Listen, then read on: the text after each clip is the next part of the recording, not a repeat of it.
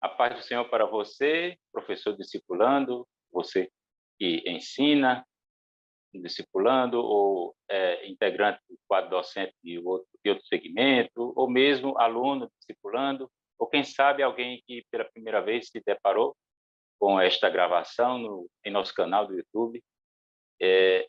Receba nossos melhores cumprimentos. Estamos aqui para mais uma gravação de uma lição, discipulando, a lição número 7, de nosso EBD em Síntese podcast.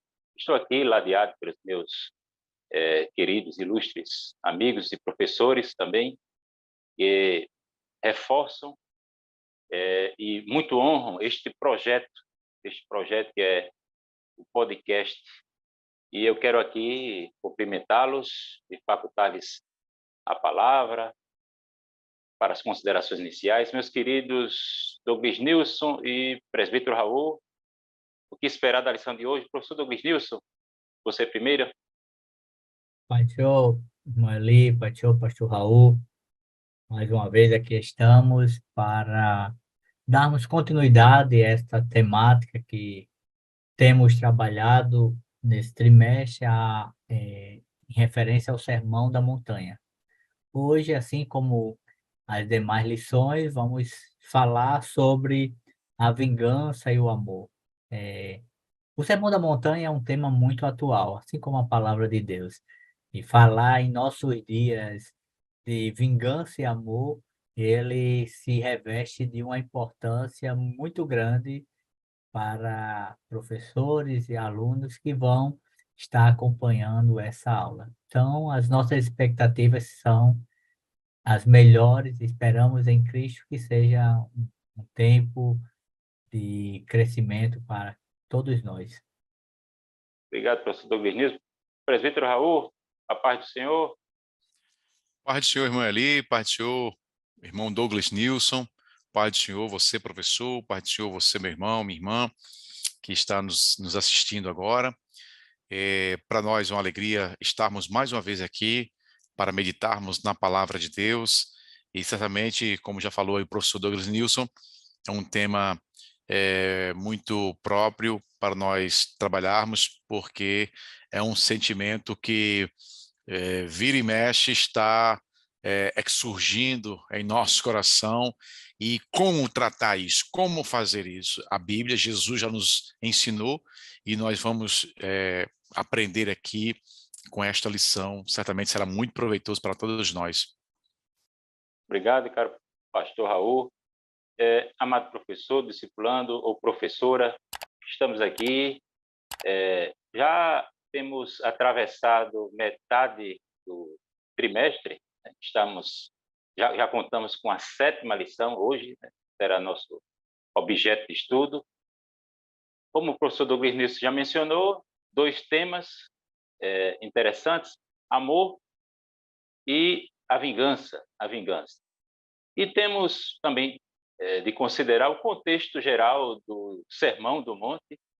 Temos falado sobre a nova cidadania no reino, que é como uma dádiva da graça, e o que dizer daquele que é um bem-aventurado, daquele que é um aprovado, um bendito, um abençoado por Deus, no que se refere à retaliação ou à prática da vingança no contexto dos relacionamentos. É esse o ponto da lição, né? A Bíblia ela proíbe isso ao cristão, ao cidadão do reino, ela veta isso, ela condena essa prática. E o que o Sermão da Montanha vai encorajar? O autossacrifício, né? O autossacrifício em substituição à retaliação, à vingança, à retribuição, o costume de se retribuir na mesma moeda. Meus queridos, introdutoriamente, o que é que nós precisamos pontuar em relação à vingança? A vingança, a proibição da vingança para com o próximo, ela data, né, pode remontar a uma proibição que já encontramos no livro de Gênesis, capítulo 4, no versículo 15, que tenho aqui em vista o que? A proibição de que alguém se vingue de Caim, né, ou do que Caim fez. E depois nós encontramos no Pentateuco, aquela expressão que tem a ver com a lei do talião, olho por olho, dente por dente, que ela teria, digamos, um aspecto um tanto prescritivo, porque o que é que se prescreve? Que o olho por olho, dente por dente, seja aplicado num contexto ou num ambiente de tribunal, de corte. Então, além dessa dimensão prescritiva, ela também tem uma dimensão restritiva.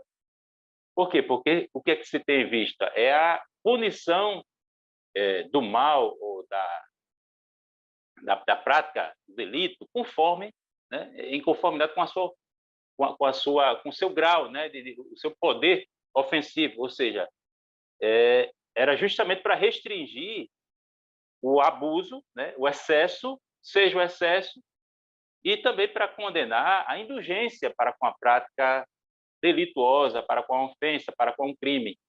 Então, eu quero aqui deixar aqui algumas perguntas aos meus colegas aqui, companheiros de mesa, aqui, de debate.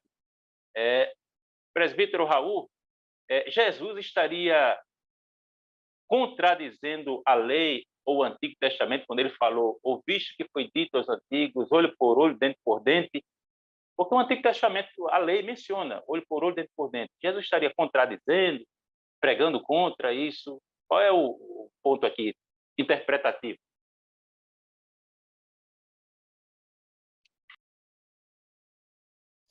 Bom, irmão Eli, essa questão ela é muito debatida porque é quase que natural quando alguém sofre uma afronta querer revidar na mesma moeda ou até mais gravemente, porque a pessoa fica tomada muitas vezes por uma emoção muito forte e quer saciar sua sede de vingança. E isso, de fato, é algo que é muito debatido. Todavia, Jesus, ele estava interpretando a palavra de Deus à luz do Espírito Santo. Jamais foi a intenção de Deus que houvesse degladiação mútua entre as pessoas. E Deus, a gente folheando a palavra de Deus, a gente vai ver que ele é um Deus amoroso. Ele é um Deus que tem a intenção de que as pessoas vivam em paz, porque ele é o Deus da paz. Então, de forma alguma, Deus estava com interesse que as pessoas promovessem a autovingança. O que estava estabelecido ali é uma questão estatal, porque, como a gente já disse em outros encontros, a lei do Senhor, ela tem uma natureza espiritual e ela também tem uma natureza civil, porque era a lei de um país, não era apenas uma lei espiritual. Por exemplo, nós aqui não temos a lei do Senhor como a lei do nosso país, do Brasil. Existe o Código Civil, existe a Constituição Federal, existe o Código Penal, a CLT, a Consolidação do Registro de Trabalho, enfim, todos os códigos, as milhares de leis que existem no Brasil. Essas são as leis civis que regem a nossa sociedade. Lá em Israel, essas leis, o Código Civil, o Código Penal, a Constituição, era a lei mesmo. Então, Deus estava ali estabelecendo o direito para quem fosse aplicar o direito. Não é para a pessoa ofendida fazer justiça com as próprias mãos. Até porque, geralmente, quando a pessoa ela está envolvida em uma confusão, em um litígio, né? Um litígio é quando duas pessoas elas têm interesses divergentes sobre uma coisa. Então, quando elas estão em litígio, geralmente ela vai querer ela ser parcial para o seu lado, a outra também. Então, é preciso que o Estado se apresente na pessoa de um juiz para poder dizer de quem é o direito, quem é que está certo, quem está errado. Então, essa orientação é a orientação para o Estado, estatal. Não é para a pessoa fazer justiça com as próprias mãos, porque aí contraria. Ela não está em condições de fazer justiça, até porque ela não é santa, ela não é perfeita, certo? Se ela fosse perfeita, aí sim poderia fazer, mas ela não é. Todos os pecados destituídos estão da glória de Deus. Então, essa interpretação, ela que uma pessoa poderia naturalmente se vingar, fazer. Não, isso aí é um direito, mas que seria observado por um juiz, por um Estado, e aí sim o Estado estaria fazendo ali, aplicando a lei, fazendo justiça, né? Porque nós vamos ver mais à frente que, de forma alguma, essa passagem de Jesus, esses ensinamentos de Cristo aqui no Sermão do Monte, ele contraria a autorização que o Estado tem na pessoa da polícia, do magistrado, de fazer a justiça, de aplicar a justiça. Inclusive, tem um texto muito claro no livro de Romanos, capítulo 13, onde Paulo diz que se a pessoa faz o mal, tema as autoridades, porque não traz em vão a espada. Ou seja, aquilo ali não é um objeto de decoração, aquilo ali é para usar e a gente sabe para que serve a espada, né? Só para matar, para punir, para cortar. Então, se fosse escrito o texto bíblico hoje, seria assim, se você faz o mal, tema a polícia, porque não traz em vão um revólver, a pistola, né? Então, uma coisa não anula a outra, tá certo? De modo que Deus, a Bíblia aqui não está, em momento algum, legitimando a tutela, como chamam no linguagem jurídica, né? Ou seja, fazer justiça com as próprias mãos, tá certo? Mas sim que o Estado possa fazer essa justiça e as pessoas, singularmente falando, estão proibidas de fazer essa justiça, essa pseudo-justiça, porque não seria justiça, seria uma barbárie. Imagine que cada pessoa fosse fazer, no seu conceito, fazer justiça com a sua própria mão. Ia virar terra de ninguém, onde todos contra todos e ninguém se entenderia e viraria uma confusão e o próprio Estado ele ruiria. Então, de forma alguma, Jesus está contrariando o Antigo Testamento, é porque ele não veio contrariar, ele veio cumprir a lei. Obrigado, presbítero Raul. Então, Jesus ele não estava contradizendo a lei ou o Antigo Testamento, nem desautorizando o Estado no que se refere à aplicação de penas, né, aspectos jurídicos, a justiça e a retribuição em relação ao comportamento de pessoas, aqueles que violam a lei, né? Professor Douglas Nilson, e o que poderíamos ainda acrescentar sobre padrão humano de retribuição? O professor Raul ele citou essa questão mais impessoal, que é o Estado, né? O papel do governo, que tem essa missão de refrear o mal, né? Ele não é em vão que o governo traz a baila, a espada, né? Diante daquele que transgride, aquele que não faz o bem. O que poderíamos ainda falar sobre o padrão humano de retribuição? Eli, é importante nós frisarmos que desde o Éden, o padrão humano de retribuição pela sua natureza, ele é deturpado.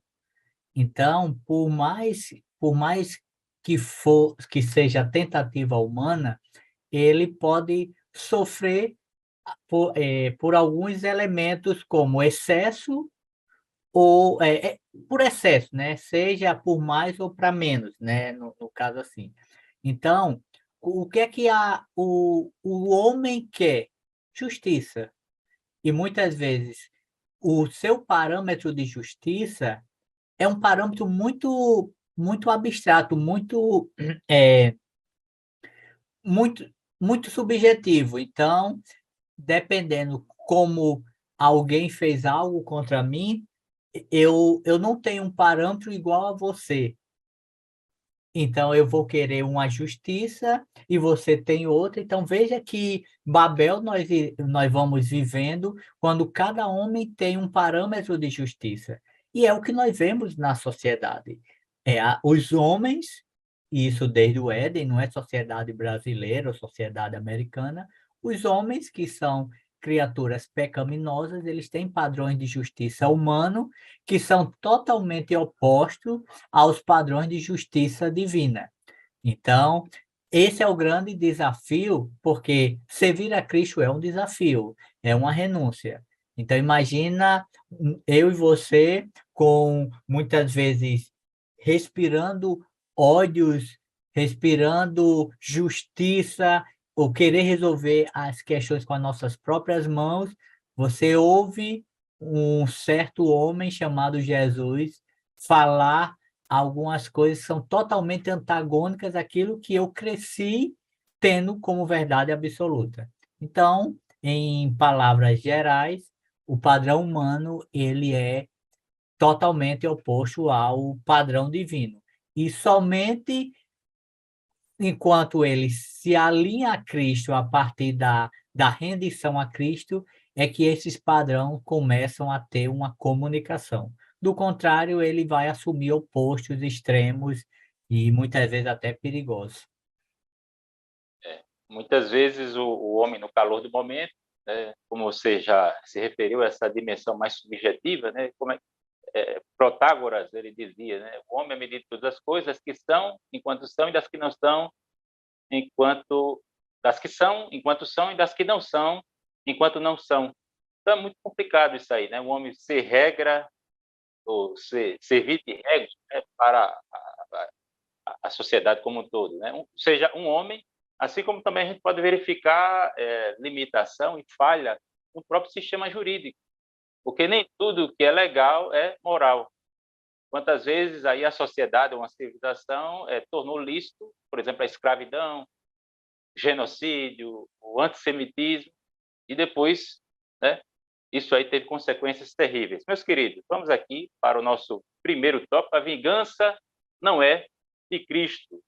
A leitura bíblica em classe, ela se encontra em Mateus capítulo 5, versículos de 38 a 48, e nós poderíamos observar algumas ideias que saltam aos olhos, né? Por exemplo, sobre dignidade, no versículo 39, Jesus tratou sobre dignidade. Eu, porém, vos digo que não resistais ao mal, mas se qualquer te bater na face direita, oferece-lhe também a outra. Jesus tratou sobre propriedade, no versículo 40, e ao que quiser pleitear contigo e tirar-lhe a vestimenta, larga-lhe também a capa. Jesus tratou sobre exploração, no versículo 41, e se qualquer te obrigar a caminhar uma milha, vai com ele 2. E Jesus também falou sobre empréstimo, versículo 42. Dá a quem te pedir e não te desvies daquele que quiser que lhe empreste. Professor Raul, o que poderemos falar aqui sobre resistir ao mal? E isso aí poderia significar alguma espécie de pacifismo, ou Jesus aqui também estaria proibindo a defesa ou a proteção dos mais fracos, de terceiros, né? Digamos, num contexto de vulnerabilidade, estão sendo vítimas de alguma violência, e quer dizer, a gente não é para intervir e pedir isso, a gente não deve, o cristão, o bem-aventurado, o bendito, o abençoado não deve resistir ao mal. O contexto do que Jesus está falando é em relação à pessoa que está sendo ofendida, não é em relação a terceiros, né? Se uma pessoa está precisando de ajuda, eu tenho que ajudar, até porque a Bíblia diz que quem sabe fazer o bem e não faz, está pecando. Então, já está respondida uma indagação, né? É em relação a mim, a minha pessoa, né? Porque aqui nós estamos falando da retribuição, nós estamos falando de fazer justiça com as próprias mãos, porque a vingança nada mais é do que a justiça com as próprias mãos. É a pessoa querer, acha-se no direito de julgar e sentenciar e executar a sentença que ela mesma proferiu. Então, é nesse contexto que Jesus está falando. E quando a Bíblia diz, né, que a ira do homem não opera a justiça de Deus, né, o apóstolo Tiago, eu vou procurar aqui a referência, mas me fugiu aqui a memória agora, a ira do homem não opera a justiça de Deus, ou seja, a pessoa está irada, a pessoa quer vingança, mas essa medida, essa dosagem... O homem tardio para se irar, tardio para falar, né? Pronto para ouvir, tardio para se irar e tardio para falar. Aí diz que a ira do homem apóstolo Tiago. Tiago 1:20. Pronto para ouvir. Pronto. Tiago 1:20. 1:20, diz né? aí. Diz aí o que exatamente. Tá. Pode ler, Porque irmão. a ira, É, porque porque a no ira do homem não homem, opera a justiça de Deus. Aí o 19 é: sabeis isto, meus amados irmãos, mas todo homem seja pronto para ouvir, tardio para falar, tardio para se irar, porque a ira do homem não opera a justiça de Deus. Pois é. Então veja que o padrão divino de justiça é muito mais elevado. Até porque quem, como eu já falei, quem está envolvido na confusão, no litígio, na celeuma, na questão, né, ele está com um julgamento viciado, parcial. Então, se ele vai retribuir, ele vai cometer erros. Ele vai cometer erros, de alguma maneira. E é isso que Deus não quer. Né? E outra coisa, a gente lê em toda a Santa Ceia, né? 1 Coríntios, capítulo 11, versículo 31, olha o que diz a palavra de Deus, que a gente lê toda a Santa Ceia. Porque se nós nos julgássemos a nós mesmos, não seríamos julgados. Porque quando a gente acha que isso é um julgamento que a gente está fazendo em nós, que nós temos o direito de chegar lá e executar, de retribuir, esse julgamento, ele não é correto, por quê? Porque ele é parcial. Ele está viciado pela parcialidade. Eu estou defendendo o meu interesse. E, às vezes, o que eu acho, está totalmente errado. Não tá alinhado com a justiça de Deus. Por isso que a orientação de Deus é para que a gente não resista, nesse sentido, não retribua. Né? Resistir aí é não retribuir. Não retribuir. O que Deus quer é que a gente evite o pecado, de toda forma. E está escrito em Gênesis, assim que Caim matou Abel, aliás, antes de Caim ter matado Abel, olha o que Deus falou para ele. Diz aqui, deixa eu ver aqui se eu acho aqui. Ó, capítulo 4 de Gênesis, versículo 7. Se bem fizeres, não haverá aceitação para ti. Isso é Deus falando com Caim. E se não fizeres bem, o pecado jaz à porta, e para ti será o seu desejo, e sobre ele tu dominarás. Então, é um dever do ser humano dominar o pecado. E esses impulsos violentos de sede de vingança, de retribuir, isso também é pecado, nós temos que dominar. É difícil, é pesado. Mas é a lei do Senhor. É o melhor para nós. É o melhor. E a gente vê nos filmes, né? Aquele jargão lá, a vingança é um prato que se come frio. Olha, quem se vinga, no final vai amargar, vai chorar, vai se arrepender, entendeu? É porque ele quer se vingar porque ele está possuído por forte desejo, uma emoção ali violenta que ele, ao invés do racional dele dominar a emoção está dominando o racional e está errado. É a razão que tem que dominar a emoção. E aí Jesus está dizendo, não deixe a emoção te dominar. E aí eu vou te dizer aqui qual é a nutrição do seu racional. Não retribua, não resista ao mal, mas se qualquer te bater na face direita, oferece também a outra. E é esse o ensinamento.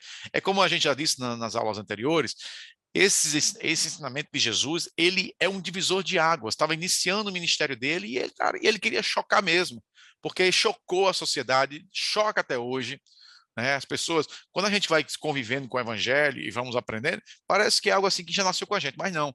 Todos nós fomos impactados quando tomamos conhecimento pela primeira vez de um texto, de uma recomendação do Senhor como essa para nossas vidas, quando o meu desejo, o meu querer, até o meu entendimento dizia para eu ir lá, porque no mundo é assim. No mundo é assim, se ele me feriu, ele que vem aqui rastejando, me implorando para me pedir perdão, para ver se eu perdoo. Mas o reino de Deus é totalmente diferente. Quando alguém me fere, eu tenho que ir até a pessoa e pedir perdão. Olha que inversão, né, para o bem. A inversão de valores é do mundo. Deus, isso está na lei. Isso está na lei. Agora, as pessoas, numa interpretação errada, deturpada, começaram a deturpar a lei. E aí vem Jesus diz, colocando tudo no seu lugar. As pessoas estavam tão acostumadas com o errado que achavam que o certo era errado e o errado era certo. Por isso, graças a Deus, que tem esse ensinamento de Cristo, que aqui é o núcleo do cristianismo. Esse sermão aqui são as bem-aventuranças, né? E isso é maravilhoso para nós. Obrigado, professor Raul. E é complicado, né? Porque quem se vinga um dia pode ser vítima da vingança e assim como precisar do perdão de outra Exatamente, pessoa. exatamente, Então, Noeli. Aí é você necessário se colocar no lugar do outro. tocou num ponto crucial, porque vira um efeito em cascata. Ora, se eu me vinguei de alguém, eu vou falhar com alguém, porque eu não sou perfeito, né? Por mais, às vezes, eu nem falho, mas a pessoa interpreta que eu falhei. Pronto, já é o suficiente para ela vir me atacar. Imagine só, eu imagino que você me fez um mal, sem você nem ter consciência disso. Aí eu me acho no direito de me vingar contra você. Por isso que Deus está quebrando esse elo dessa corrente maligna para que a gente não perpetue a maldade, porque o diabo é que é mau, né? E Ele assim é como eu mau e também peca. posso estar numa situação em que eu preciso de misericórdia, da misericórdia, inclusive, de uma pessoa com quem, digamos, eu tenha eventualmente uma inimizade ou com quem eu não esteja em paz. E Então, aí, todos e nós aí, precisamos de misericórdia, precisamos de perdão, estamos é, sujeitos, né, a e aí ao ofender. invés de você se vingar, você deve perdoar, que é um outro assunto aqui da nossa lição, né? Que o perdão, dentro o amor engloba o perdão também.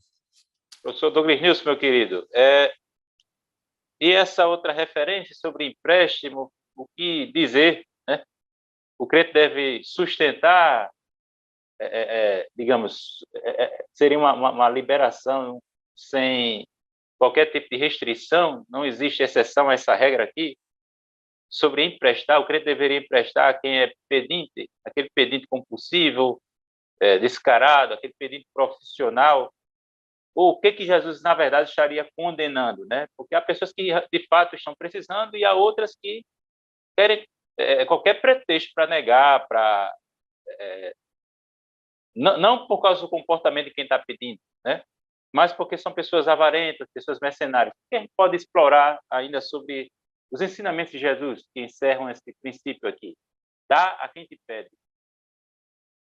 Na verdade, sempre a gente precisa voltar ao Éden, que todas as ações humanas relacionais que envolvem fraturas são decorrência do Éden. Então, muitas vezes, a atitude humana ela é boa, mas a ação pecaminosa que está dentro do homem pode deturpar. É o caso que você vê e hoje nós vivemos um contexto diferente em alguns aspectos do que o contexto de Jesus. Naquele cenário não havia aposentadoria, não haviam direitos que hoje se tem em muitas nações, inclusive no nosso país, né, o direito de aposentadoria, respeitando as regras que se tem.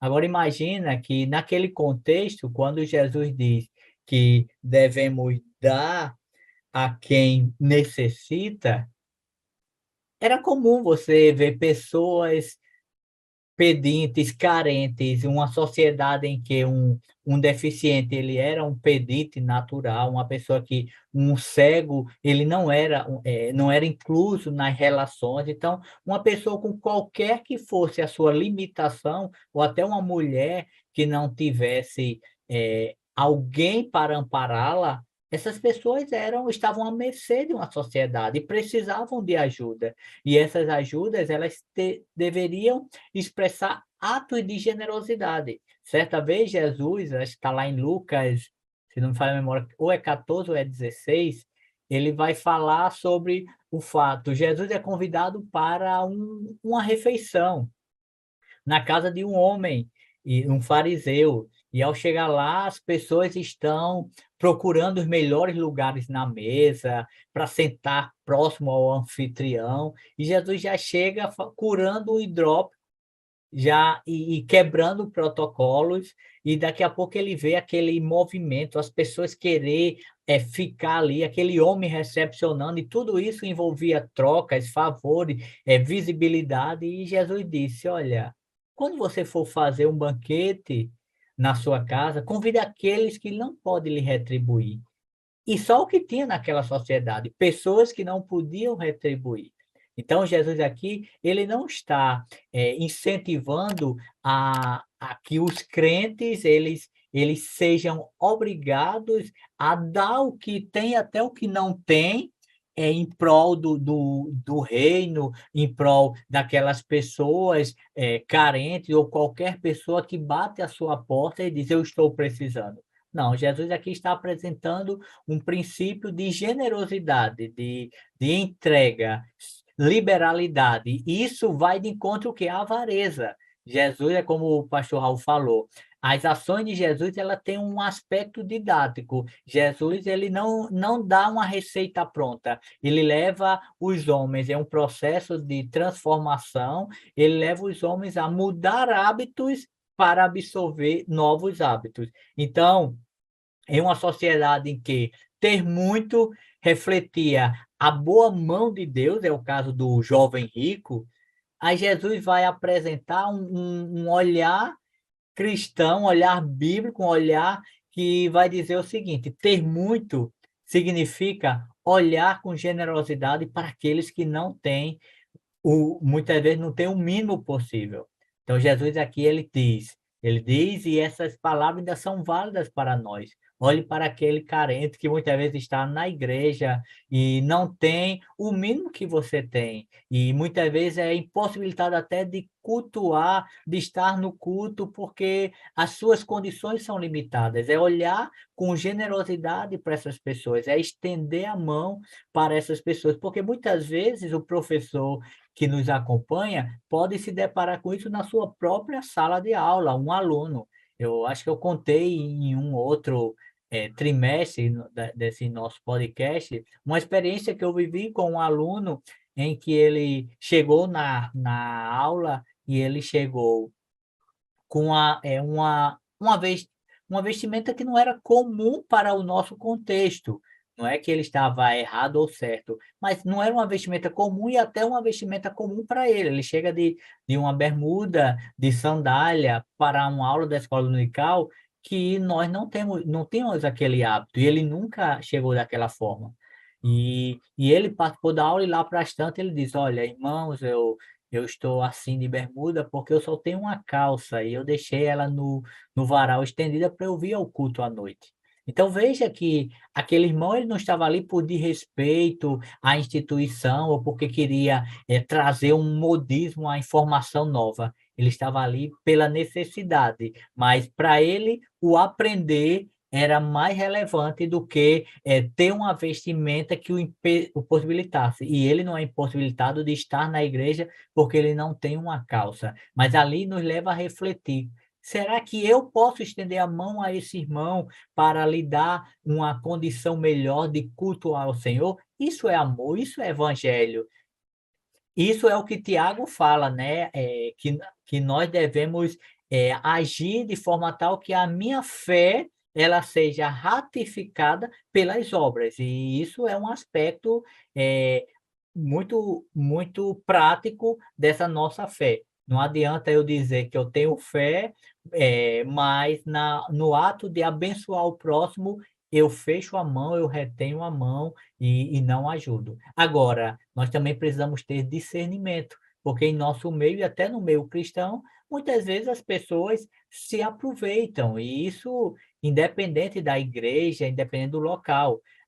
No início da minha fé, eu vivi uma experiência com uma pessoa que chegou na igreja certa vez e me pediu um dinheiro, acho que na época, um valor assim, R$ 10. Ô, irmão, eu estou precisando aqui de R$ 10, de uma ajuda, você poderia me ajudar? Eu sou da família fulano, ciclano. E aí você vai lá e ajuda, sem nenhuma intenção, mas você quer ajudar. E aí, passa um tempo, aquele homem volta com o mesmo discurso, então você tem que ter um discernimento. Espera aí, é a mesma pessoa com o mesmo discurso, tantas semanas depois, não, dessa vez eu não vou poder ajudá-lo. Então, nós precisamos dosar bem isso, ajudar o que necessita, mas aquele que muitas vezes quer se aproveitar da bondade do outro, nós devemos muitas vezes seguir a recomendação paulina, que fala lá em 2 Tessalonicenses 3, 10 ao 12, que aquele que não quer trabalhar, que não coma, né? Professor Douglas, nisso a gente poderia ainda...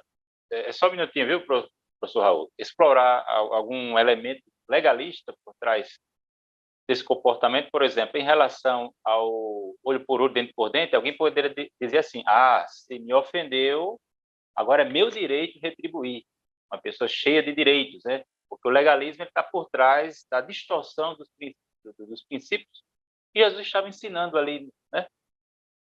E agora, nesse caso do empréstimo, né, a pessoa empresta e não, se eu emprestei, agora eu quero de volta, eu tenho direito, né, de que você a devolução, né? Quer dizer, a pessoa empresta com a intenção de receber outro tanto, né? E muitas vezes esse espírito legalista, né, de direitos, né? Não, eu sou credor e você é o devedor, né? Isso acaba sufocando a misericórdia e a Bíblia diz, né, que mais bem-aventurada a coisa é dada que receber. Então a gente poderia também denunciar um traço legalista por trás de alguns comportamentos quando alguém está emprestando, mas, né, essa relação de toma lá da cá, eu dou, mas eu tenho direito a uma devolutiva. Sim, e muitas vezes as pessoas, por não compreender o ensino de Cristo, assumem até extremos de constranger o outro, né? É o que muitas vezes você ouve falar, alguém que ele é morto no contexto social por uma fragilidade dele, pediu emprestado e aconteceu alguma coisa, e a Bíblia mesmo tem um grande exemplo para isso, né? Quando fala o caso do perdão, que o homem devia tanto valor, um valor irrisório, digamos assim, um salário, ou melhor, devia um valor o equivalente a toda uma vida de um trabalhador comum e não tinha a menor possibilidade dele pagar, e aquele credor, aquele homem a qual ele devia, chega e lhe perdoa toda a dívida. E ele não age da mesma forma com alguém que lhe devia algo equivalente a menos de um ano de trabalho. Então, é no mesmo aspecto, né? Quando nós somos... O legalismo, ele é muito para algo que me beneficia e nunca para o outro.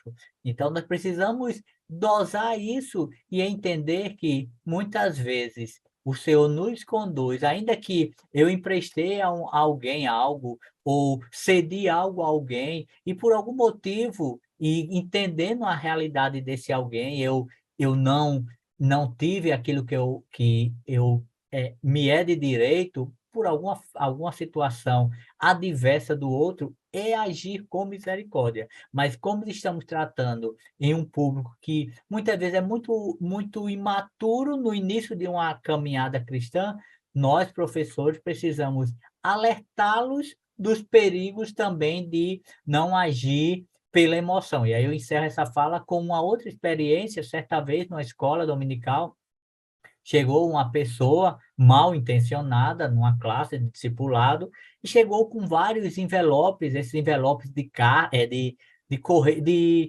banco, né, de fazer depósito. Chegou com vários envelopes muito cheios, procurando, na ocasião procurava o pastor da igreja, que ele queria fazer uma oferta para a igreja.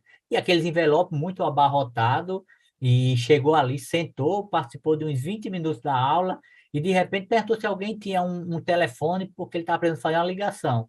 E aí deixou aqueles envelopes abarrotados na cadeira, uma irmã cedeu o celular e ele saiu assim do lado para fazer uma ligação e nunca mais voltou. Então, nós precisamos ter o cuidado com quem estamos tendo essas ações para, de repente, não termos um dissabor, mesmo agindo misericordiosamente, Mas pensando em ajudar o outro. eu fiquei curioso, irmão Douglas News. O que que tinha no envelope? Papel.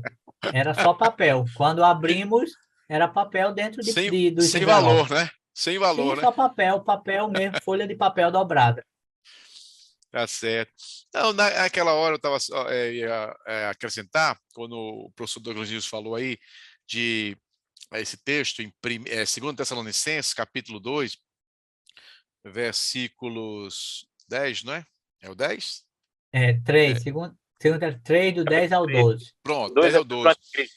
O apóstolo Paulo dizendo, né, que aquele que não quiser Trabalhar que não trabalhar, coma. não coma.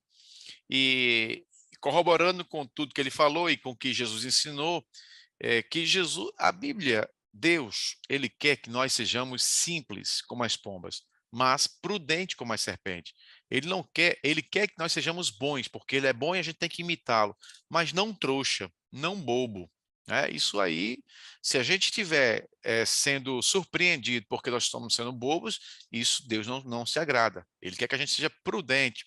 E aqui nesse texto de 2 Tessalonicenses, olhe qual era o pretexto que os irmãos não queriam trabalhar. Os irmãos lá, eles estavam dizendo que Jesus estava voltando, estava às portas, como nós queremos também, né? Jesus vai voltar daqui a pouco. E eles, por essa crença ou essa afirmação, eles não trabalhavam. E Paulo chama isso de viver desordenadamente. Ele fala assim, ó, porquanto, o versículo 11, capítulo 3, de 2 Tessalonicenses, porquanto ouvimos que alguns entre vós andam desordenadamente, não trabalhando, antes fazendo coisas vãs. Veja, o pretexto era excelente, né? Olha, eu não vou trabalhar porque Jesus já vai voltar amanhã e não precisa nem trabalhar. Para que trabalhar? Mas olha só que o apóstolo Paulo diz, meu amigo, quando Jesus voltar, você tem que estar trabalhando. Ele vai pegar você no trabalho. Se você estiver de folga, pega na folga. Se estiver trabalhando, pega trabalhando. Mas você, se você não quiser trabalhar, você não pode comer. E isso não é maldade. Porque uma coisa é você ajudar um necessitado. Outra coisa é você ficar fazendo os gostos de uma pessoa que quer se aproveitar, né? E aí Deus não compactou com isso. Pois é, professor Raul, o senhor falou sobre o crente não ser trouxa, né? Porque tem pessoas que querem ser, digamos, mais misericordiosas do que Jesus. E não usam de bom senso. Não usam de bom senso. É verdade, Não vítimas caem nessas armadilhas aí de alguns golpistas, né? Falsos irmãos. Ou pessoas aproveitadoras, que tem você viver da boa fé, né? Eu teria vários exemplos aqui para contar nesse contexto, de ser bobo, mas eu vou rapidinho aqui, em 3 palavras, dizer, eu passei por uma congregação que um camarada se apresentou como pastor. Ele era lá do Sudeste, aí chegou aqui dizendo que é pastor e tal, ficou por ali, depois foi chegando, aí tem umas irmãs, rapaz, umas irmãs, mais senhoras, mas todas viúvas, solteiras. E aí, rapaz, quando a gente pensa que não, o camarada se aproveitou das irmãs, fez as irmãs alugar uma casa para ele, uma casa com piscina, fraudou na imobiliária os documentos, era casa de polícia, casa de estelionatário. Aí ficava ligando para as irmãs e dizia, olha, venha deixar camarão para o seu pastor. Já pensou que coisa, que ousadia, né? E as irmãs, e ele dava de profeta e ficava lá e tal, e as irmãs nutrindo aquilo. O pastor da igreja, e nós só tomamos conhecimento quando as irmãs não aguentaram, que estouraram, que revelaram, aí pronto. Aí o pastor chamou e tal, e ele não era nem da nossa igreja ainda, né? Ele vinha do sul e tal, estava por ali, diz ele que estava na nossa sede, né, nosso tempo central, estava regularizando a sua situação, e o pastor falou, já que você não é membro nosso, você aí falou com ele lá, e era casa de polícia, irmão, casa de polícia. Mas você vê como tem pessoas, infelizmente, no meio dos crentes, que não são prudentes. Nós temos que ajudar as pessoas necessitadas, mas espertalhões nós temos que tratar com o rigor necessário, porque assim Deus nos orienta. Obrigado, presbítero Raul. Meus queridos, temos ainda 2 tópicos pela frente e eu quero aqui abreviar um pouco os nossos comentários. Segundo tópico, amar o próximo é amar a Deus. Amar o próximo é o mesmo que amar a Deus. E nós temos aqui em perspectiva, em a lição de hoje, né, essa questão da vingança e do amor ao próximo. Sobre o amor e sobre a vingança, né? A prática do amor, ela exclui necessariamente a vingança. Por quê? Porque nós estamos aqui falando do perfil do cidadão do reino. E qual é o perfil do cidadão do reino?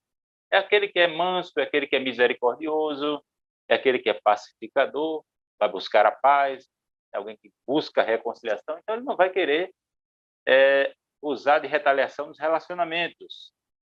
Então, do ponto de vista da retaliação, ele será passivo, mas do ponto de vista do amor, ele será ativo.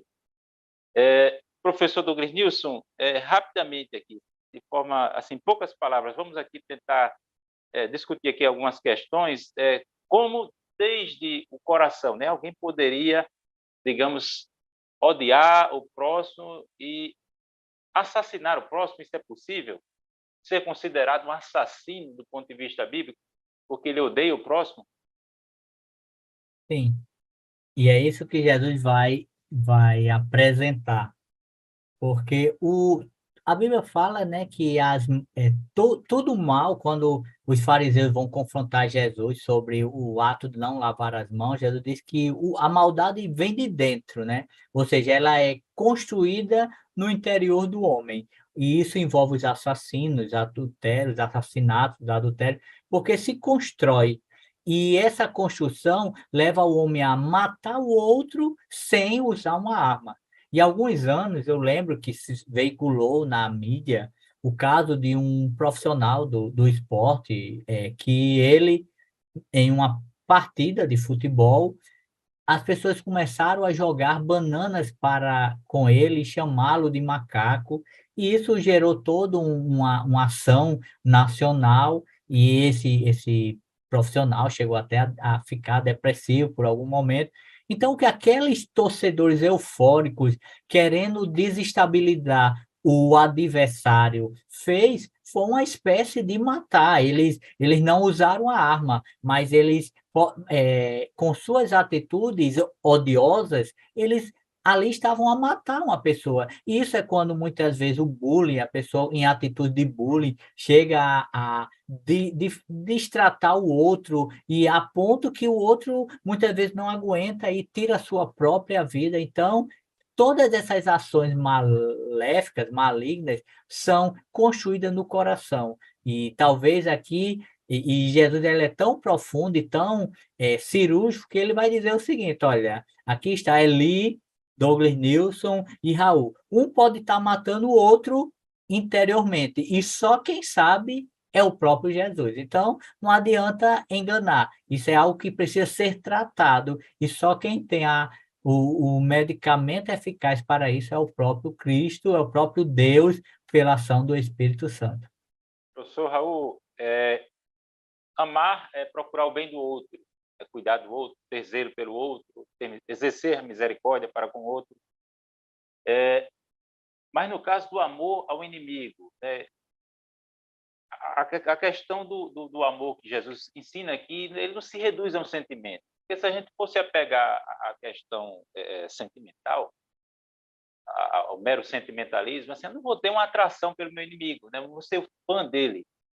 Não vou necessariamente gostar dele, mas eu preciso praticar o bem, eu preciso ser misericordioso com ele. Caso ele tenha fome, eu preciso dar de beber. Como é que a gente pode lidar com essa questão emotiva, né? O controle das emoções no trato com o inimigo? Poucas palavras, professor Raul, para a gente não se alongar tanto e avançarmos para o terceiro tópico. Amor não se confunde com sentimento. Amor é uma coisa, sentimento é outra. Tem muita gente que diz assim, eu não estou mais sentindo, não estou mais amando. Não, não é isso. Você não entende nem o que é o amor. O amor é algo mais profundo, é algo mais fino do que o seu mero sentimento. O amor ele não fica refém do seu sentimento. E a gente vê os filósofos, os poetas e tantas outras pessoas que trabalham com as letras ao longo da história da humanidade já tentaram definir amor e não conseguiram. Mas a Bíblia traz, sim, elementos que nos permite fazer um conceito de amor. Jesus nos ensina, e uma palavra que mais se aproxima de amor, para a gente compreender o que é o amor, chama-se responsabilidade.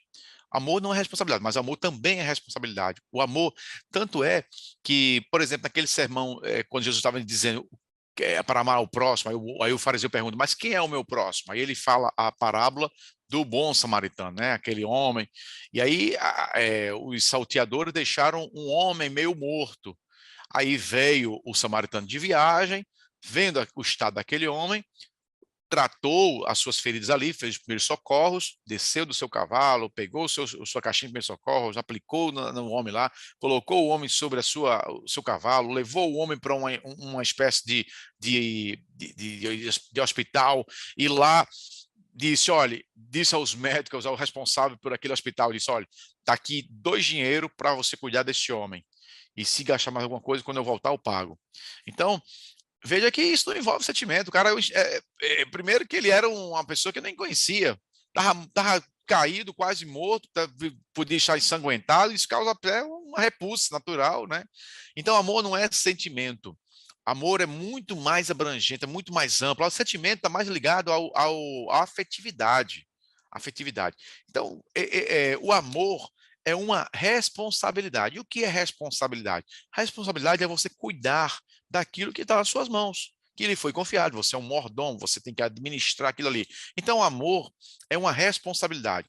Se Jesus está dizendo, ame o seu inimigo, ou seja, você tem uma responsabilidade com aquela pessoa. É isso que Jesus está falando. Você tem que fazer o bem a ela. Por quê? Não se paga o mal com o mal. Se você sofreu o mal e você quiser fazer o mal a essa pessoa que lhe fez o mal, você só está aumentando a maldade no mundo. E a vontade de Deus é destruir as obras do inimigo. E o mal vem do diabo. Então, quando você vence o mal com o bem, ou seja, quando alguém lhe faz o mal e você faz o bem a essa pessoa, você está demonstrando amor, responsabilidade, você está extinguindo ali aquele mal, e olha só, a pessoa vai reconhecer. E aí entra o que está escrito lá em Provérbios, que Paulo se utiliza também lá em Romanos. Está escrito lá em Provérbios, capítulo 25, versículo 21 ao 22. Deixa eu ver aqui rapidinho aqui. Eu sei que o tempo está corrido, mas só ler aqui para situar. Provérbios, capítulo 25, versículo 21, que diz assim: se o que te aborrece tiver fome, dá-lhe pão para comer. E se tiver sede, dá-lhe água para beber. Porque assim brasas lhe amontoarás sobre a cabeça, e o Senhor te o pagará. Né? Aí Paulo se utiliza desse provérbio, lá que a gente leu, Romanos capítulo 12, versículo de número 18. Diz aqui, ó, a palavra de Deus. Olha como eles conheciam a palavra, né? Se for possível, quando estiver em vós, tende paz com todos os homens. Não vos vingueis a vós mesmos, amados, mas dai lugar à ira, porque está escrito: minha é a vingança, eu recompensarei, diz o Senhor.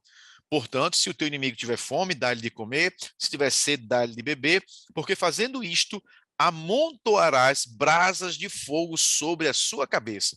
Não te deixes vencer do mal, mas vence o mal com o bem. Ou seja, extinga o mal ali.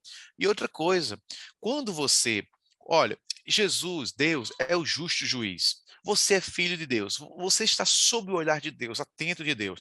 Quando alguém lhe comete uma injustiça, você entrega a Deus, pode acreditar, Deus vai tratar com aquela pessoa, vai educá-lo, vai ensiná-lo, vai fazer o que ele tem que fazer, ele sabe fazer. Na hora que você toma a frente, aí você está dizendo assim, Deus, deixa comigo que eu resolvo. Aí pronto, você vai ter um problemão, porque aí, muitas vezes, você vai cometer excesso e aquilo que era um bônus para você vira um ônus, ou seja, ao invés de Deus ir tratar com aquela pessoa que lhe cometeu mal, pelo mal que você fez a ela muito maior, Deus pode cobrar de você. E nós sabemos, em outras aulas já aprendemos isso, que Deus, ele é zeloso, ele vai corrigir a gente. Ele puxa a orelha, dá palmatória, ele faz o que for necessário. Ele manda para o cativeiro, nós estamos estudando isso na lição de adultos. Então, Deus é um Deus que tem atenção a essas coisas. Então, a gente tem que entender tudo isso e não nos vingarmos. Amar os inimigos é nesse sentido. Faça o bem a ele. Faça, que você vai estar amontoando brasas na cabeça dele. É a melhor forma de se vingar é entregar na mão de Deus e confiar. Professor Douglas Nilson, terceiro tópico, aqui eu já quero aproveitar e caminhar minha participação para as considerações finais também, né? Terceiro tópico, buscando a perfeição de Cristo, sede perfeitos como o vosso Pai celestial é perfeito, né? Deus é o nosso padrão em tudo, né? Não apenas na prática do amor. Na verdade, o amor é o vínculo da perfeição. E o amor é uma síntese de todas as virtudes, né? E o amor se opõe à soberba, à falta de humildade. Quem ama, tudo sofre, tudo crê, tudo espera, tudo suporta, né? O amor é o fruto do Espírito. Né? E precisamos também ter em mente que aquele perfil do cidadão do reino descrito nas bem-aventuranças. Então, tudo aquilo ali, aqueles atributos, né, que compõem, né, o perfil daquele que é bendito, que é abençoado, que é aprovado por Deus, o bem-aventurado, tudo aquilo ali conduz à perfeição. Professor Douglas Nilson, o que poderíamos dizer aqui sobre perfeição, né? Em que sentido, assim, vencer o mal com o bem seria uma perfeição? Jesus, ele está finalizando essa parte e trazendo um novo parâmetro referencial. Porque o versículo 48 dessa passagem vai dizer: Sede vós, pois, perfeito, como é perfeito o vosso Pai que está nos céus. Então, Jesus, ele apresenta um parâmetro que é perfeito em absoluto e que, em uma sociedade em que os referenciais eram os fariseus, eram os referenciais de oração, de santidade, de experiência com Deus, Jesus agora muda e veja, Jesus não traz assim para ele, seja perfeito como eu sou perfeito, que ele poderia fazer isso porque ele é Deus. Mas Jesus, ele sempre está, em seu ministério terreno, ele está fazendo alusão ao Pai. Então ele diz, o parâmetro de perfeição é mais ou menos assim, se você quer imitar alguém, imite o melhor. Não imite alguém que pode não estar imitando o melhor. E era aquela sociedade. Os fariseus, eles tinham um padrão, mas esse padrão não era o padrão de Deus. E as pessoas imitavam eles, mas caminhavam erroneamente, pensando que estavam indo acertadamente. E aí Jesus diz, olha, se você quer ser perfeito, você quer andar, viver uma vida de busca de perfeição, porque nessa terra ninguém vai ser perfeito, mas viver em busca de perfeição, olhe para o referencial de perfeição. E o referencial é o próprio Pai. Fazendo isso, eles estariam vivendo o que é o amor, como nós falamos, o perdoar seria uma prática comum, o doar seria um ato de generosidade comum na vida deles, e tudo isso iria de encontro ao que eles viviam até então naquela sociedade. Então, em palavras finais, seria isso. Essa perfeição, eu e você, professor, aluno, precisamos buscar, continua em vigência e esse faz parte do nosso processo de santificação. As pessoas precisam olhar para o professor, precisam olhar para o aluno, vendo neles a busca pelo referencial de perfeição, que é o próprio Deus. Obrigado, professor Douglas Nilson. Professor Raul, agora diante desse terceiro tópico, sua palavra e depois suas considerações finais. Bom, como já falamos no início, você suprimir esse desejo de vingança, que isso surge, né? Ou seja, suscita, ressuscita, nasce dentro de você, como um mato nasce na areia, no barro. Nasce. Isso é muito difícil. E aí, essa lição, os ensinamentos de Jesus, ele está justamente nos norteando, nos guiando para que a gente possa fazer o melhor, fazer o certo, fazer o que é correto. Eu sei que não é fácil, mas o Espírito Santo de Deus, ele nos capacita, nos ajuda para colocarmos em prática esses ensinamentos. E para terminar as minhas considerações aqui, deixar para o professor e para todos que estão assistindo que a máxima de Cristo sobre essa questão de você suprimir esse desejo, sempre lembre assim: aquele que perder a sua vida por amor de mim, achá-la-á. Se você quer realmente ganhar a vida, e vida aqui tem vários aspectos, sofra por amor de Cristo, perca a sua vida. Ou seja, eu tenho direito, tenho vontade, suprima isso, negue isso, porque isso não está de acordo com a vontade de Deus. E você vai ter uma vida abundante. Porque se você quiser ganhar a sua vida, ou seja, dar vazão, dar lugar a esse sentimento e ir lá fazer o que o mundo quer que você faça, você vai perder a sua vida. Aquele que quiser ganhar a sua vida, perdê-la. Mas aquele que a perder por amor de mim, por amor de Cristo, salvá-la. Então, que Deus abençoe os irmãos e que possa colocar em prática esses ensinamentos, que são ensinamentos profundos de Cristo, que faz toda a diferença na vida do ser humano.